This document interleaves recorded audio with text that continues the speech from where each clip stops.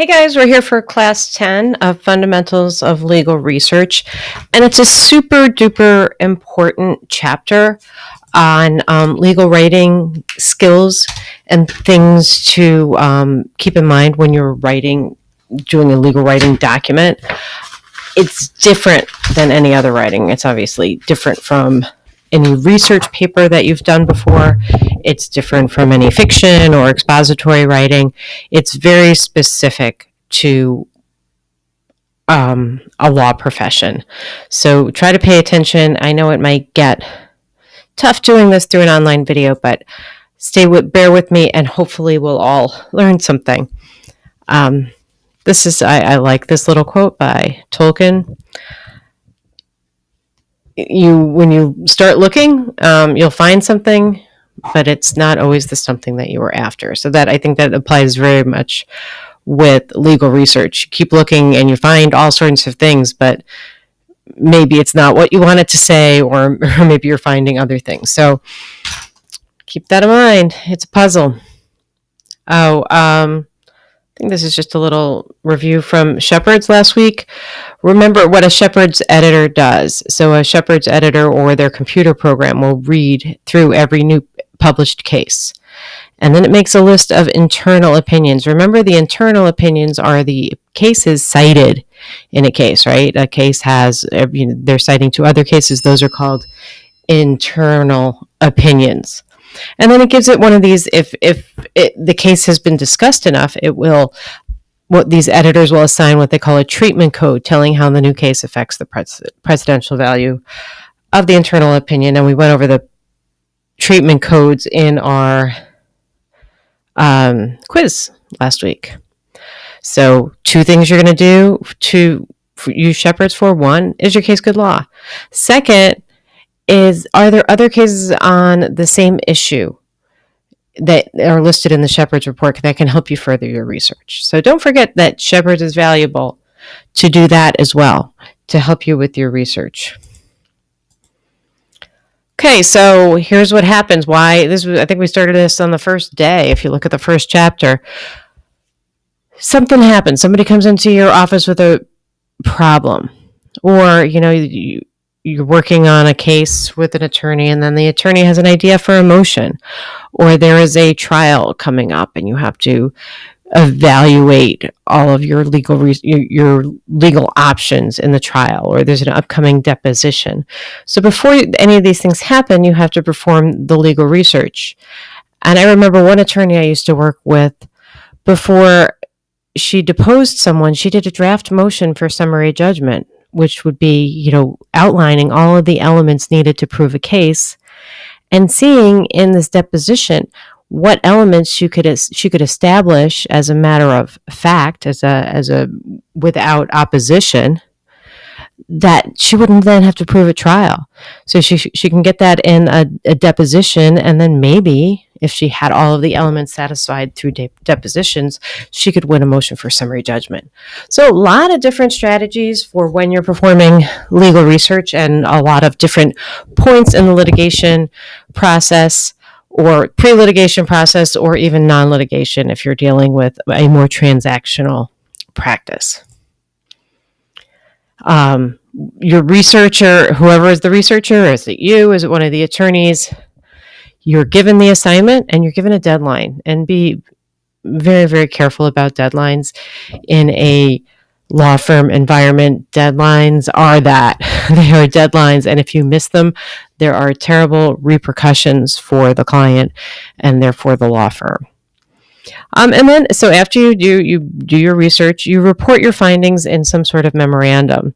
So the memorandum can be directed to an internal audience, somebody in the firm, or maybe it's going to be some sort of memorandum or brief filed with the court.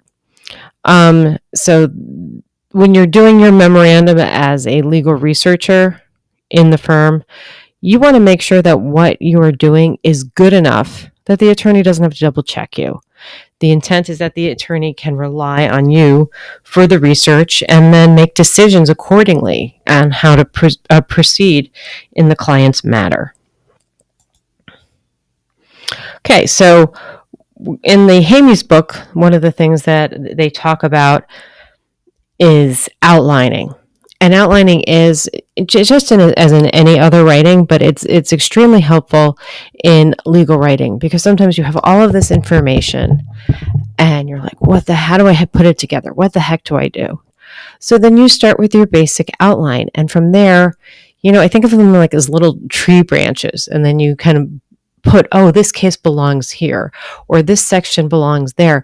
And you can sort out all of the materials that you've acquired and put it in a place, put it in a basket that it belongs. And then when you have everything in the basket, all it comes to doing is writing it, putting it all together.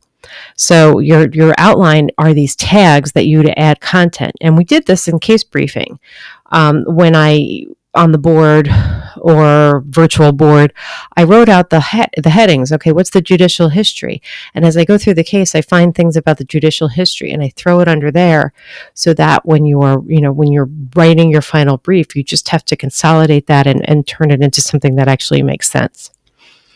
And one of the good things about legal writings is a lot of them have similar organizational outlines. So they have the same heading. So it's kind of going to be a familiar and repetitive process the more you do it.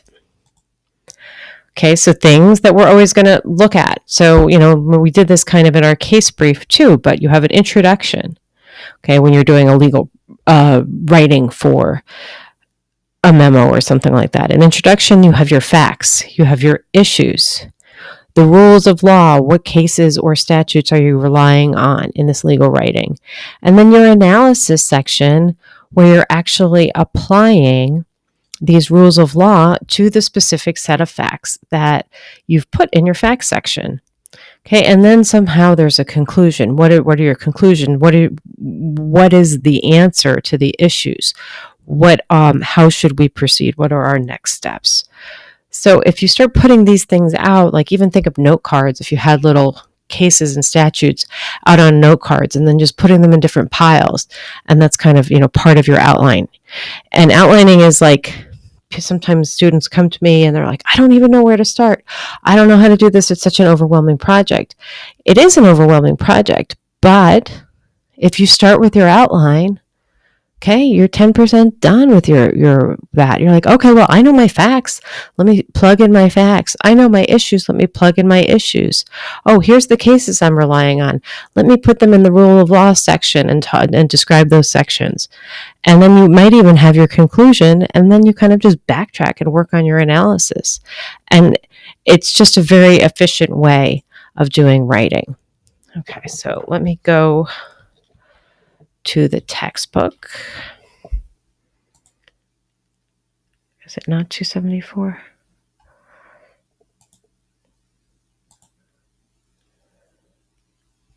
Oh, I think it's here. Okay, so here it is. Introduction, statement of facts, issue, rule of law, your analysis or application. They say that. If you're doing, you can also call it a discussion. Sometimes if you're doing it in a brief to the court, you might call it an argument, but it's where you're applying your facts to the rule of law. And then here is your conclusion. Okay, so it's very similar to our, issue, rule, analysis. It's very similar to our IRAC that we've kind of used for our case briefing, but it's a different purpose, right? We're not just looking at one case. We're having our client's problem, and we're applying the law to the facts in my client's problem. So don't just use case briefs in your writing. You have to use these headings to organize them. What is the purpose of our writing? Are we writing to inform, help someone in our firm understand the status of the law?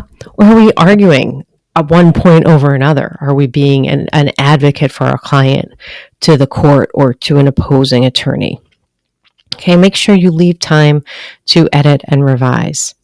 That's super important. And we all know you're working on something, you can't look at it any longer.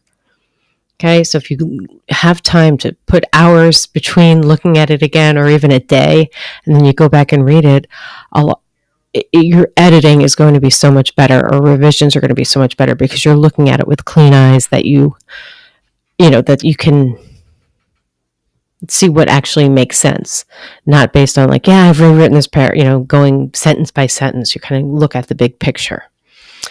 Don't forget to cite. If you are talking about legal authority, you have to include the citation so that the reader knows that this is not just your own opinion. It is supported by actual rules of law, actual primary laws. All right, so these are kind of stylistic things that are different from other forms of writing that we may have more experience with. So in your sentences for legal writing, keep them short. Don't put multiple ideas into one sentence. One idea, one sentence. Okay. Use specific words. So pretend you're Hemingway, right? Real short words. You might think, oh, it just makes me sound like I'm not smart if I use short sentences. It's just so much easier for whoever the reader is to understand your point if you don't put them into long run-on sentences. And don't worry about that. Yeah, judges write in long run-on sentences. Like, yeah, they're the judge. They don't have to make anything clearer than or persuade anyone. They know what they're writing the law. So I guess they get a pass on that. Use specific words, not roundabout words, and we're going to talk a little bit of examples in a minute. Active voice, not passive voice. We're going to talk about what that means.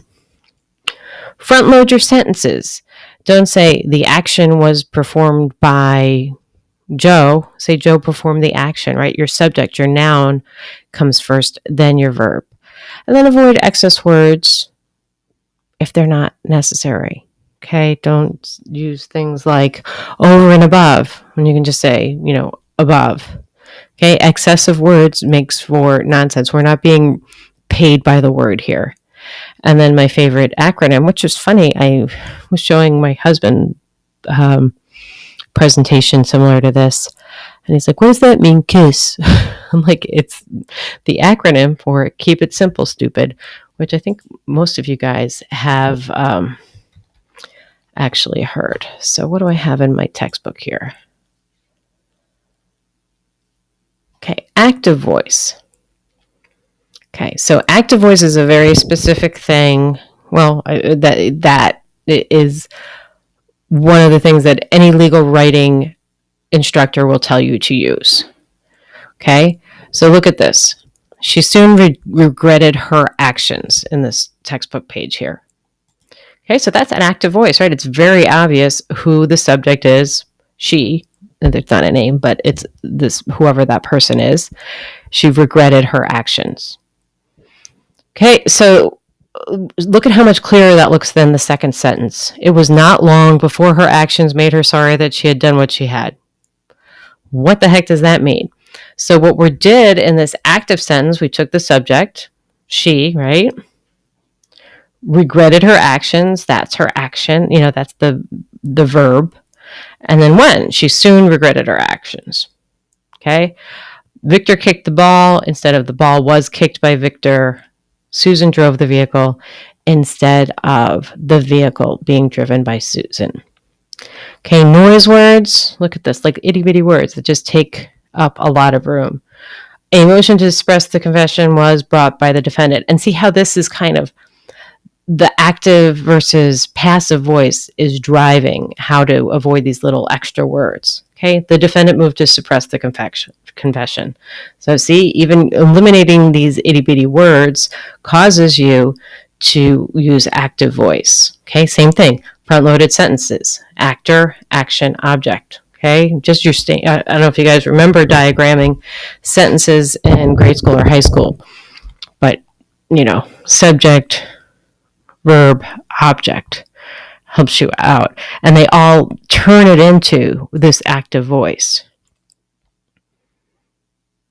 Okay, here, keeping it simple, stupid, short sentences, unnecessary words. Over the years, Furthermore, right, you don't have to use those transition words. The Fourth Amendment, many courts have held, you can just say the Fourth Amendment provides protection. Okay, the defendant's truck moved into the right lane. Okay, specific words. Defendant unexpectedly swerved his Tahoe into the lane, injuring them, and blah, blah, blah, blah, blah. So, yeah, if it's cold, tell them how cold. If the tree was big, say it's a 50-foot high tree. Okay, so use specific words to cover specific things. All right, so let me go back to my PowerPoint. I have like a little Quizlet with active voice examples. And I think one of our classwork, we're going to have more practice on active voice versus passive voice, because it's really like an excellent skill. And people use it in legal writing. It's great in any writing, any memo you're writing, any letter you're writing, anything that is explanatory. Okay, so the dog bit the boy, these are active. So if you kind of just look through examples,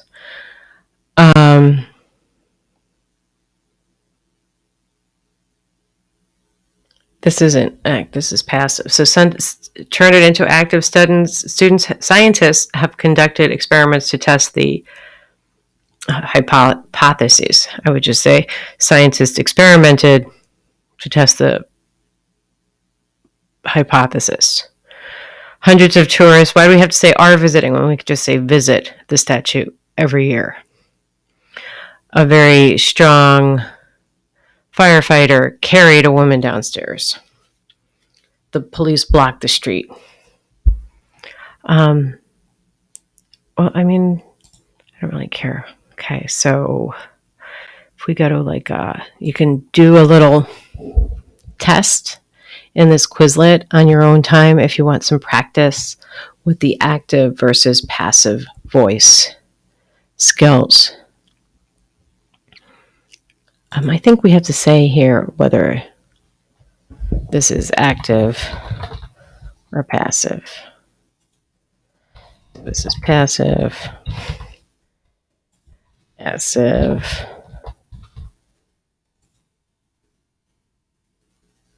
I think this is passive.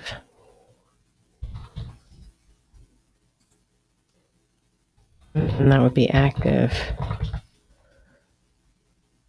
Check my answers yet? So you guys can play with this, do some Quizlet stuff. I love Quizlets. They're a nice way of practicing. All right, so just generally in paragraphs, when you're writing a paragraph, and this is back to, 7th grade, every paragraph needs a topic sentence. Okay, the one sentence in the paragraph that every other sentence in the paragraph supports it. You don't want to assume any knowledge of the reader. You're going to write information explaining what the rules of law are. And then after you write your first draft, go back and look through each paragraph and make sure that every paragraph has an actual topic sentence. So let's see if I go back here. Where's this? Close up my Quizlet, and there I am. Okay. So it's a unifying, right? It introduces the topic and everything that's going to be in your paragraph. Point headings. I think it's okay. The point headings are basically, our outline. So each heading, you would have like a heading for each of the outline items. And your point heading is going to describe what is contained in a section of a legal document. You use these a lot more in complicated briefs or appellate briefs. But is it here? 278. Down here, point headings. Do they even have them? Well, I'll show you later what they look like. Maybe this is an example. I think that this chapter is poorly organized, and I tried to fix it a little bit, but yeah. So this would be a point heading. Okay. So we have our, argument, which is what you would have in a persuasive writing, which we'll talk about in a second. But then you're really telling the reader what's going to be contained in this section of your document with this point heading. Okay. So the reader, whatever they're interested in, they can say like, all right, well, I understand, I agree with you, your statement in here based on the law I've written, so maybe I'm going to spend more time reading something where I'm unconvinced. Okay, so we talked about topic sentences. There's also a thesis paragraph. So before each section, your legal discussion or analysis section, you have a paragraph that you're stating the legal issue, you briefly explain the rule of law, and you state your conclusion. And then each paragraph thereafter, supports this thesis or is part of this thesis paragraph, where maybe you're talking more about the facts or the legal issue, or expounding upon the rule of law. And do your first draft, and then for each legal section, write a thesis paragraph. Okay, so when you're doing legal writing, it comes down to two different tones for your legal writing. You have the predictive type writing and you have the persuasive type writing. A predictive writing predicts the probable outcome. Okay, so it's kind of a neutral, just the facts, ma'am. You just want to give them what would the court most likely do? What is the rules? What are the rules? Not like, how do we make our client win? How do we argue in favor of our client? It's not even that. You're just telling the reader the probable outcome based on the facts. And that, when you do your final memo, that you'll be assigned this week in this module, we're going to be doing this predictive style of writing. I don't want you to argue in favor of one side or another. Okay, the audience of a predictive writing would be someone in your own law office, or maybe the client, where you're just saying, here's how it is, and here's the things we have to worry about. Here's things that are good for our client, and here's things that maybe are bad for our client. And you have to give them the bad as well as the good. Otherwise, they're going to be blindsided when the other party brings up the bad.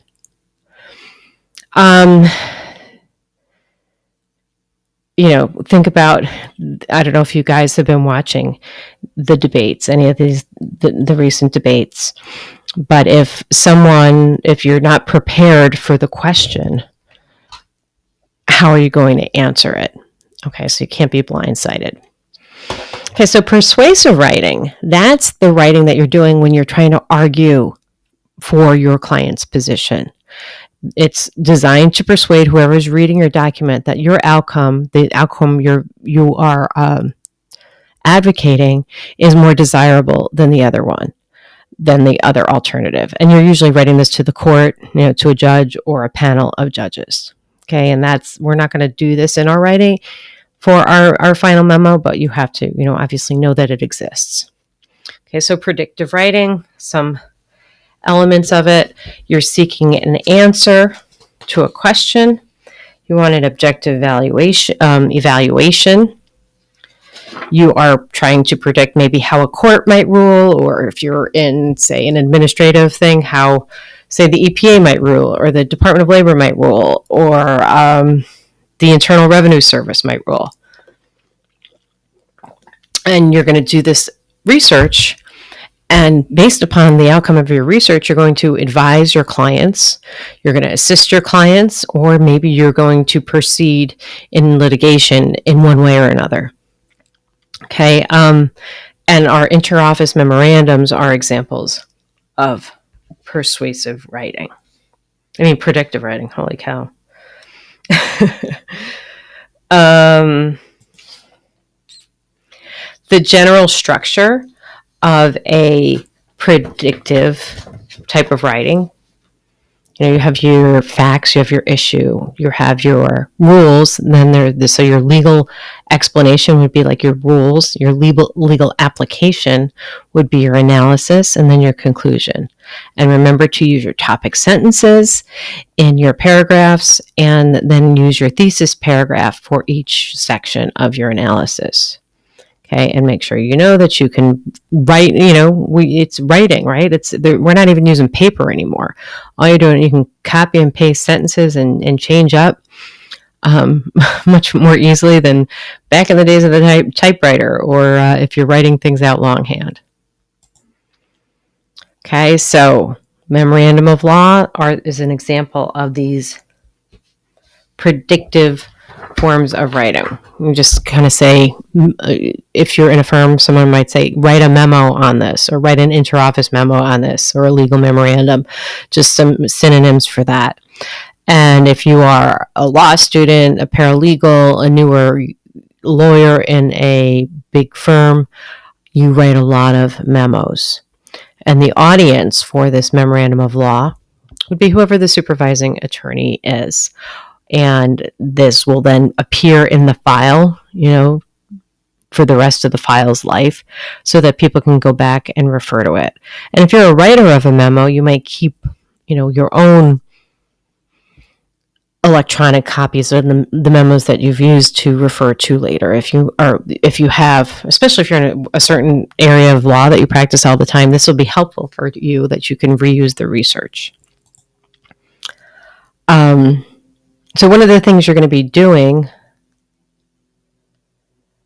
and this is what you're going to be doing for your homework actually this week, you convert, the facts of what's going on, and then you turn them into legal issues. What are your facts, and then what are our potential rules of law that apply here? Okay, so you have a car accident. What are you dealing with? You're dealing with negligence. Maybe you're dealing with the rules of the road, So you think about your facts, and then your mind, the wheels start turning, the smoke comes out of your ears. What are the rules of law? So you have to think about your client's situation and convert that into legal issues. Figure out what's their objective. Okay, if they're in a car accident, they want to avoid paying anything. So what do we have to prove to make sure that they don't pay anything? Or what do we have to prove that somebody else has to pay something? Okay, and you're figuring out what we have to prove, what's going to be difficult. So this is back to Statsky, kind of jumping back and forth a little bit in this lecture. Page 185 of Statsky talks a little bit about how you're going to convert your clients' objectives into legal issues. And we'll deal with this a little bit more next week when you're working on your outline for your memorandum of law. Yeah, so you have the client who walks in the office. What are their general objectives? You interview them. You find out what the facts are. Maybe you perform some independent investigation, further facts on the case. Then you do your legal research, right? That's what we're going to be doing for the rest of the semester. Uncover the rules that are favorable to the client or unfavorable to the client, and apply them to your facts. Then you have a list, right? Your elements. What must the client establish to show that these rules of law apply? And what's tough to establish, what's easy to establish, and then prepare your memorandum of law. So it's kind of like a flowchart kind of thing that might be helpful for you when you're writing your final memorandum of law. Okay, so for our internal memorandum, we're going to have a heading, which we'll talk about in a second. Your statement of the assignment, that's kind of your intro, right? Remember we said they have a lot of the things in common. Intro, facts, issues, analysis, conclusions, and recommendations. And this is just kind of your bare bones format. Facts, issues, your discussion, right? Analysis can also be called discussion. Okay, you have your law, And this is how your discussion is going to go. You put forth what the law is, and then you apply your law to the facts. Okay, so that's how we're kind of putting that in a bigger set called discussion. And then your conclusion, it was your general conclusion summarizing all of the main points. Okay, so your heading. It's what you're titling it, just like you've drafted documents for me throughout the semester. Memorandum, interoffice memorandum is your title of the document to whoever's assigning you the job from you, the date, maybe you have a file number or a case name, and regarding what is the subject of the memo. Wherever you're working, ask someone who is doing maybe the typing or has done this before, is there a format that your law department, your law office, or your legal department has used in the past? And then you're probably going to want to follow that. See, just real basic, right? We've been doing this all semester. Okay, statement of assignment. What are you aiming to achieve in this writing? As you requested, I performed research on potential causes of action for the Jones client, based on the incident on September 21st. Okay, something along those lines. So that the reader can look at this and say, like, oh, this is what the heck this memo is about. What it's your intro.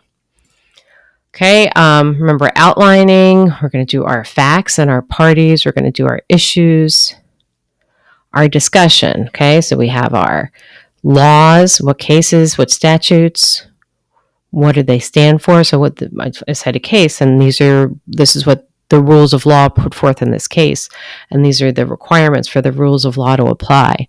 And then we have our facts and say, like, okay, well, under this case, you have to have these things present for this rule of law to apply. And then we have our facts and we apply them to that. So that for each issue, you're going to have a separate discussion section. Okay, for organizational purposes, remember when we did that elements assignment for statutes, right? These are the things that need to happen before the abandoned refrigerator act or something like that. What are the elements? So if there's a statute, put out what are the requirements of the statute? Boom, boom, boom, tabulate them. And then say, like, okay, well, under our facts, this applies. This one we have to do some further research to find out if it applies, or this one doesn't apply. So that's how you would organize it for a statute. For case law, same kind of thing. You summarize the case, give the facts, say under these facts, this is the legal conclusion, and how are our facts similar to that case, the facts of that case, and are they very similar, or are there distinguishing factors? And if there are distinguishing factors or facts, are they key facts? Are they super important? Or are they not? So, like we're doing our outline, we can have index cards. We can just have a Word document where we have different kind of sections in the Word document and pull things out, word processing document. However, whatever really works for you. So for case law research, one of the big questions, it would be, do we have a cause of action under this common law theory? Okay, and you break your cause of action into elements, and these elements are listed in any case that is applying that common law doctrine. And then you would be organizing this by setting out the elements and the facts in these relevant sites and seeing if they apply in your facts. So if it's based on negligence, and this is very, very broad, is there a legal duty? Was there a breach? And was the breach the proximate cause of the injuries? So this is kind of absent your facts, so you would have to apply your facts and look at the facts of the case that you're interpreting to see if your facts actually satisfy all of those elements.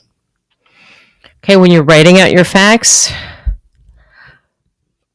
organize them in a way that makes sense. You can see, remember when we were briefing cases, we would organize facts in different ways. Does it make sense to do it by time, a timeline, or by party, or maybe you just want to talk about the facts that you will discuss as your elements in the cause of action. Okay, don't get super wordy and include every itty bitty thing in your statement of facts. Don't make sure you're not assuming any facts that you don't have. Sometimes you write out your facts section in a memo, and then other things have, maybe documents come in, you get more information. You might have to rewrite your facts.